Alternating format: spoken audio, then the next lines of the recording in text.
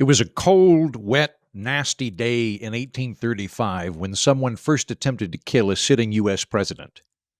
Death and violence were on Andrew Jackson's mind. Death, because he was visiting the Capitol to pay respects at a memorial service for a recently deceased member of South Carolina's delegation. Violence, because even at 67, violence was always percolating just below the surface with Andrew Jackson. Violence followed him through life like a shadow. He had a scar across his forehead from a British saber in the Revolutionary War. Jackson was the last president who had served in that conflict. In 1781, at the tail end of the war, Andrew and his brother Robert Jackson had served as couriers and regular militiamen for the cause. They were captured, and a British dragoon ordered Jackson to shine his boots. Jackson had replied that he was a prisoner, not a servant, and for his impudence, the officer slashed a sword across his face. Robert and Andrew thence went to a British POW camp where they were half-starved and contracted smallpox, which would also scar Jackson's face for life. Eventually, a prisoner exchange was struck, and Andrew and Robert returned home. Robert died from smallpox and malnutrition 2 days after arrival. Once Andrew recovered, his mother, a widow, volunteered as a nurse at an American POW camp, where she promptly contracted cholera and died. At which point, Andrew Jackson was an orphan, a veteran, and a former POW. He was 14 years old. That was many years ago. And now, at the age of 67, as President Jackson left the east portico of the Capitol, an English house painter named Richard Lawrence stepped out from behind a pillar, withdrew a Derringer pistol, and took aim at the president's heart. If the bullet managed to somehow pierce Jackson's grizzled, leathery exterior, it would only be a junior addition of lead already home to his gnarled body. Back in '06, when he'd been 39 and merely a colonel in the Tennessee State Militia, he'd finally been shot in a duel. He'd already been in many duels by then. This was just the first one that caught up with him. Andrew Jackson's dueling strategy was to go through his paces, then turn around and just stand there. Just patiently stand there. Let his opponent have the first shot, under the theory that letting the other guy shoot first, unencumbered, with Andrew Jackson's steely eyes glaring at him, would be so unnerving, the guy's hands would shake and he'd miss. And if he did hit, Jackson figured he'd probably be man enough to take it. Which is exactly what happened after that hotshot attorney Charles Dickinson questioned his honor. Dickinson had been what so many of Jackson's enemies were: well-bred, wealthy elites, the scion of an affluent Tennessee family. Dickinson had accused Jackson of welching on a horse bet. That up-and-coming lawyer had called Jackson a scoundrel, a coward, and a poltroon, whatever that was. Worse, he'd insinuated that Jackson's wife had acted improperly in marrying him, had in fact been married to another man simultaneously for a little bit and therefore a bigamist, and so Jackson had really hoped he'd get to kill him. By then, Jackson had already been in several duels. Historical records indicate between 5 and 7 under his belt by that time, but over the course of his life, he would stack up dozens, maybe upwards of 30, affairs of honor. Most affairs of honor were formalities, most of them. Somebody dared to question the honor of another frontiersman, and that meant both parties had to prove they were brave enough to face down death. Often, that meant just showing up to the duel, and then when the paces were called, firing your pistol into the air, not knowing whether or not the other guy would do the same thing to prove a point or whether he'd actually shoot at you. Sort of a legal version of playing chicken with handguns, proving whether or not you were going to kill the other guy or hold back, that you weren't afraid to face the prospect of death yourself. Jackson had done that back in 1795 when he dueled Colonel Avery. Both men had fired their guns into the air, honor satisfied. Also, sometimes you just needed to shoot at a man to get it out of your system, like back in '03 when he'd been a Tennessee Supreme Court justice. Back then in the frontier days, Tennessee's Supreme Court was only part-time. Most judges supplemented their income with other work, planners mostly. When not in session, Judge Jackson practiced private law in some other judge's court. And that's where a fellow attorney named Thomas Swan had, during deliberations, called him a scoundrel. So a week later, they hopped the border from Tennessee to Kentucky because dueling was technically illegal in Tennessee, and they fired at each other, and Jackson had missed the bastard altogether, and Swan's bullet had grazed Jackson's coat, and they'd proved their points, and so they concluded the duel and went back to practicing law. The duel with Dickinson, though, that had been a proper duel. Jackson had half expected the little puke to fire his gun in the air, but he didn't. Dickinson was widely purported to be the best shot in Tennessee, and at 24 paces, he'd fired directly at Jackson and plugged him in the chest. Jackson didn't flinch. The bullet broke his rib and lodged itself uncomfortably close to his heart, but he didn't budge. That stoic response was so discordant, so terrifying, that Dickinson couldn't process that he'd actually shot him. "Great God, have I missed him?" he asked. Jackson slowly raised his pistol, letting Dickinson really contemplate what was about to happen, and then he shot him, right in the gut. Dickinson collapsed and was carried off to linger over 12 painful hours before succumbing to death. Jackson would carry Dickinson's bullet inside of him for the rest of his life. It was too close to his heart to safely remove, and doctors were quacks anyway, and if some sawbones tried to cut it out, he'd probably infect him, and in that regard, Jackson was probably right.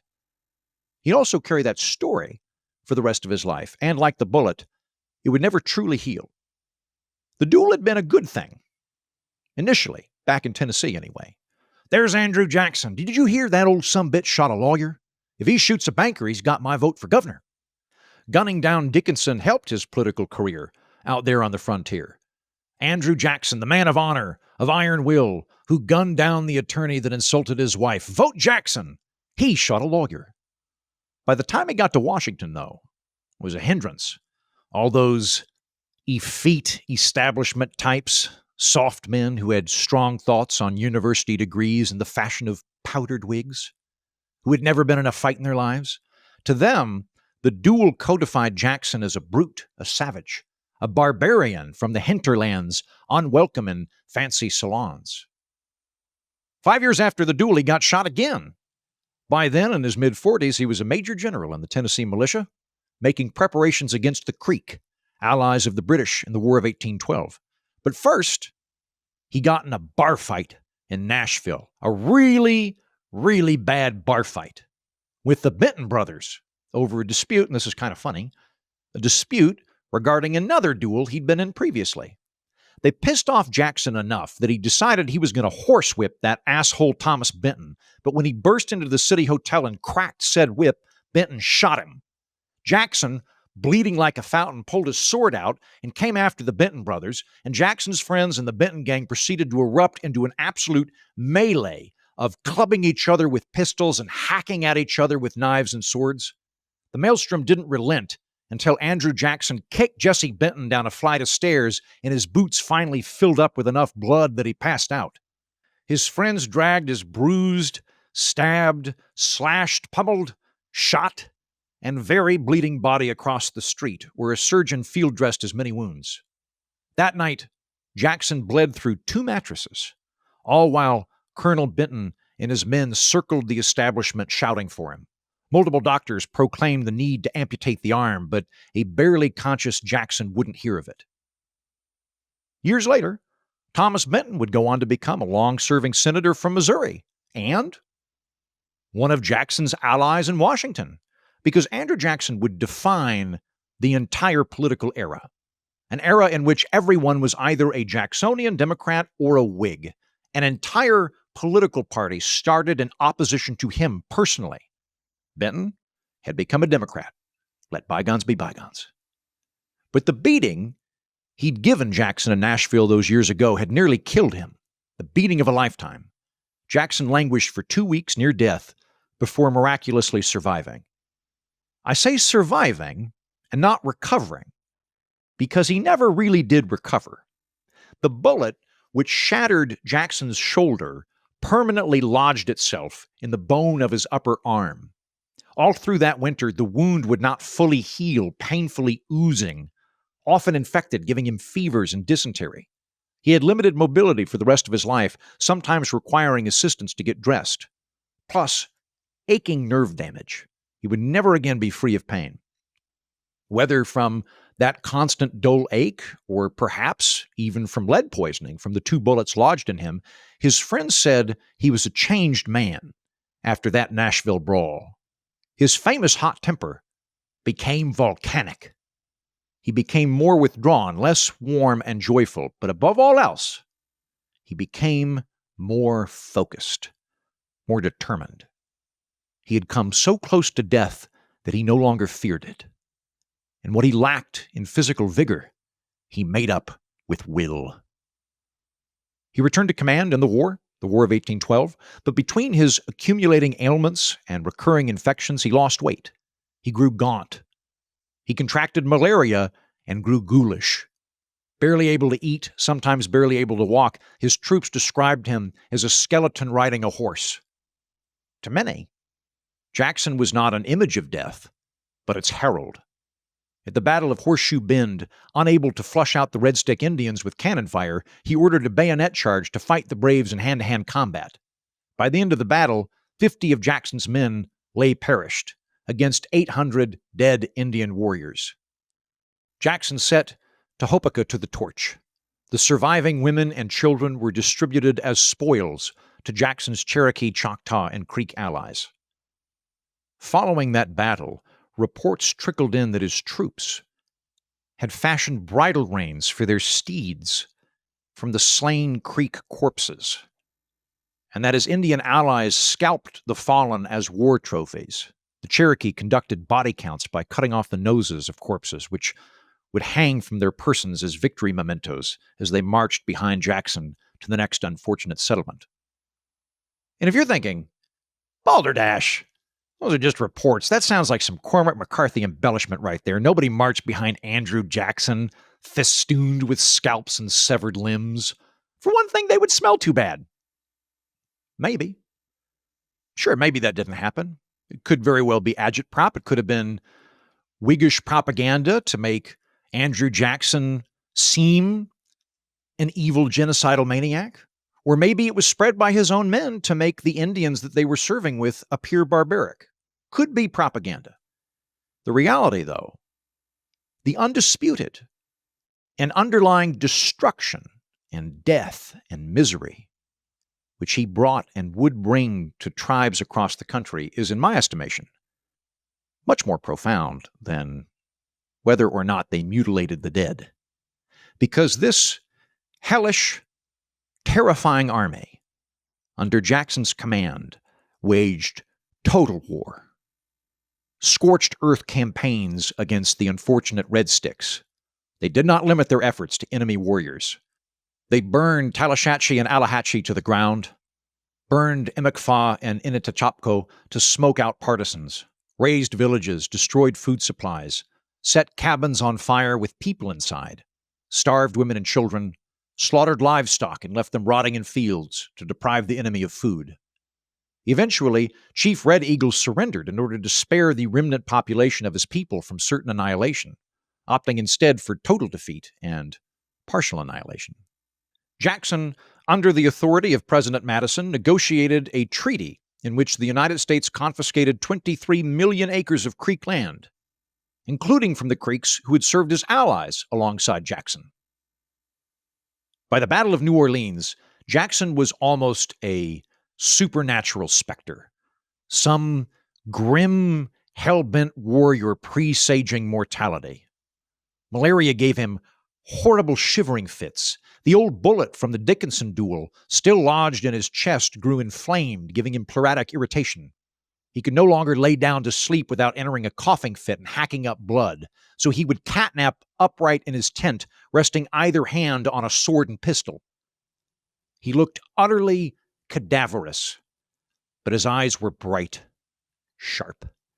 And if his inflictions affected his mood, they had no effect on his ability to command. If anything, his proximity to death made him more alert to leveraging it. By the end of the war, he had been promoted to a major general in the U.S. Army, reporting directly to the capital, charged with defending the recent acquisition of New Orleans from British invasion. As British forces approached, Jackson whipped the city into shape. He declared martial law. He forced cooperation between the army, the militia, and pirates. He personally designed and oversaw the construction of defensive earthworks to the south of the city.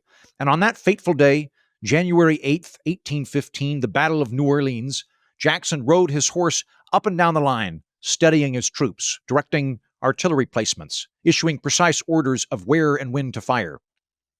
By the end of that day, the British suffered 2,000 casualties, and the Americans, 70.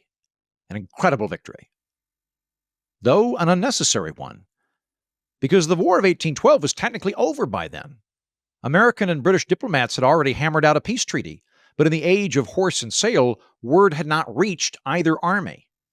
2,050 young men died for nothing in the strategically meaningless battle of an expired conflict. But it was symbolically meaningful all the same. Every American knew the name Andrew Jackson. Every American could brag that a nobody, born from nobodies, in a log cabin in the mean hinterlands of the frontier, had through grit and guile defeated the coiffed, well-bred officers of the largest empire in the history of the world. Andrew Jackson was the hero of New Orleans, the triumph of the common man.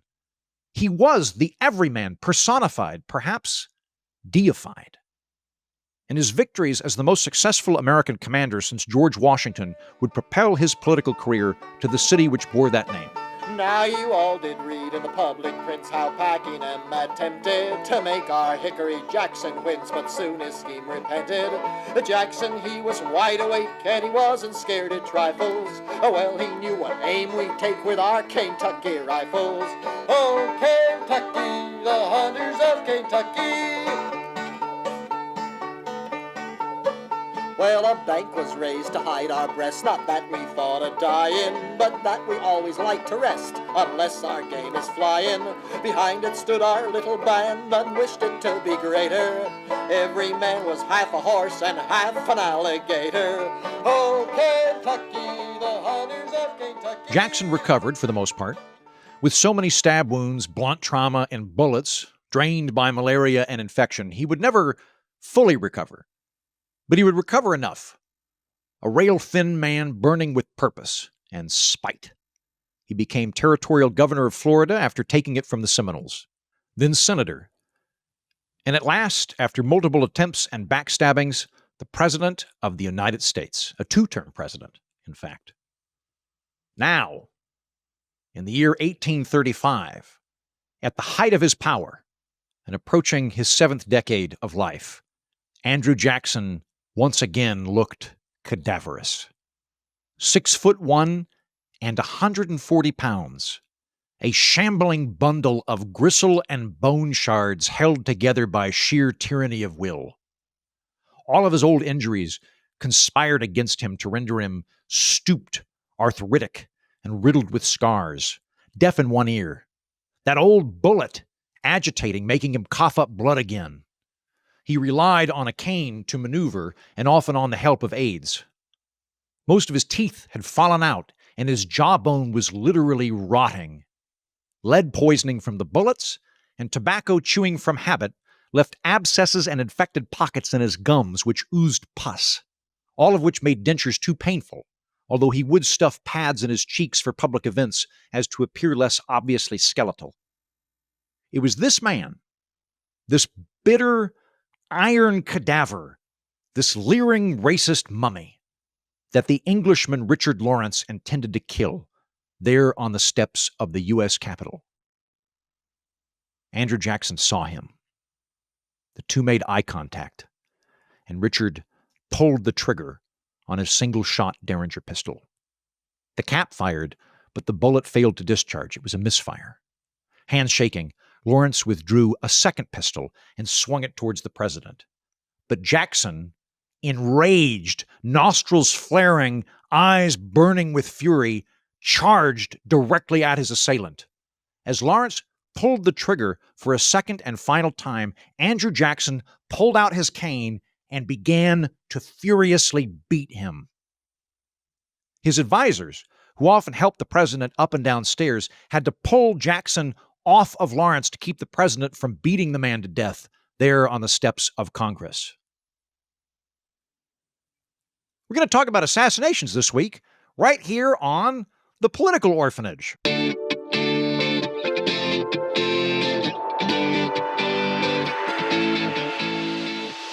Hello, and welcome to The Political Orphanage, a home for plucky misfits and problem solvers who hopefully like history. I sure hope you do.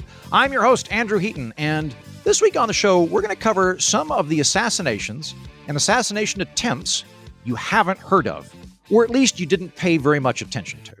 So, for example, we give a lot of thought to Lincoln and Kennedy, their assassinations, but do you know why a dude plugged William McKinley? Which ghost convinced a guy to pop a shot at Teddy Roosevelt? That's true, by the way. The guy who shot Teddy Roosevelt did so on orders from a vengeful ghost. How about, who the hell was James A. Garfield? Why would anybody even shoot that guy? I don't know anything about him. That's what we're going to talk about on the show this week and maybe next if you enjoyed this monologue. Sometimes assassinations are politically motivated, and their death hurls American politics in an entirely different direction. Lincoln and Kennedy, for example. Sometimes it's just a random lunatic. Richard Lawrence was a random lunatic. An Englishman by birth, he moved to the United States in 1812 and became a house painter. And at some point in the intervening years, convinced himself that he was actually the rightful king of England. And in a bit of a stretch of logic, even for a nutbag, he decided that the primary individual standing between him and his throne was American President Andrew Jackson. But Andrew Jackson didn't think he was just some nutbag. He assumed, with some justification, that Richard Lawrence was a hired assassin, that the Whig Party had contracted and armed him to kill Andrew Jackson. They were quite conniving, those Whigs.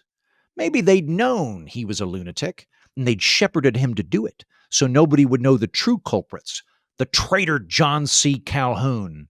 Hadn't John C. Calhoun said in a speech that President Jackson was a Caesar who ought to have a Brutus? Jackson publicly accused Calhoun and his other main political nemesis, Senator George Poindexter of Mississippi, of plotting the assassination attempt, which probably cost Poindexter his re-election. Enough people believed Jackson's accusations to vote him out. John C. Calhoun had to take to the floor of the Senate to protest his innocence. The thing about Caesar, that was rhetorical flourish. I wasn't literally advocating for somebody to kill the president, and it's not my fault if some crazy person listened to me. Jackson didn't think so. In his mind, he was still fighting that Revolutionary War from his boyhood that he'd got that slash across the face from. He was still fighting against everything gouty old King George stood for: aristocracy, noble titles, and political privilege. He was fighting against the establishment for the common man, and the establishment hated him and wanted him dead. His vice president, Martin Van Buren, thought this too. For the rest of Jackson's term, whenever Van Buren visited the Senate, he brought 2 pistols with him, just in case. But despite the political machinations and bitter feuds of this era, the birth of American populism and the end of the old junta of Virginia lordlings and Massachusetts mandarins, Richard Lawrence really was just some random nut job. When he went to trial for attempted murder, he even dressed up as best as he could as a king. He put on a shooting jacket and a cravat, and he expressed repeated indignation that commoners would dare judge him. Only God could judge him. He was King Richard III. The jury found him not guilty by reason of insanity, and he was confined to an asylum for the rest of his life before passing away in 1861. Jackson never relented. Shortly before leaving office, somebody asked him if he had any regrets from his presidency, and he said, "Yes, I regret I was unable to shoot Henry Clay or hang John C. Calhoun."